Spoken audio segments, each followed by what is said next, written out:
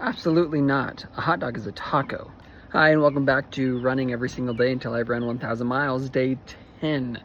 Let's talk about this. If there was a religious system that classified different foods and how you thought of it, I'd be what's called a cuber. Now, this is not to be confused with people who solve Rubik's Cubes as fast as they can, but by which way you classify food. Okay, I tried the whole running and talking thing, not my thing. If you were to imagine all food as cubes, based on where you put the starch, you could classify foods. And by starches, I mean breads, tortillas, rice, those kind of things. For example, if you were to put just starch on the bottom of the cube of that food, that is toast.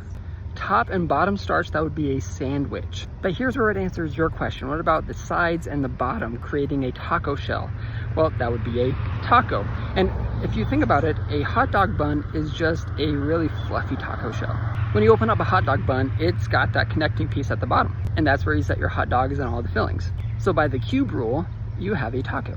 Now, if you were to overstuff that hot dog bun and it were to break at the bottom where the seam is, and you have two separate slices of bread, now that is a sandwich. But everyone in their right mind knows that you try not to do that. If you had starches and bread surrounding it like a tunnel, then you now have sushi. So think of, well, sushi, or even pigs in a blanket, that would be considered sushi.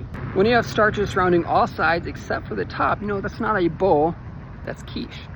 So cheesecake is quiche. So is soup that's in a bread bowl, it's quiche. And when you have starch or bread surrounding the entire content of whatever that food is, all around, top, bottom, sides, everywhere, that's now a calzone.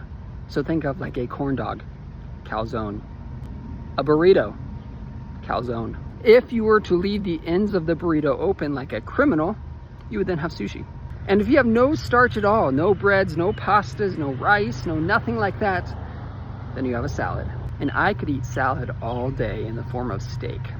But now it's time to say goodbye to my favorite calzone right here, my friend Snapping Turtle, and get back home.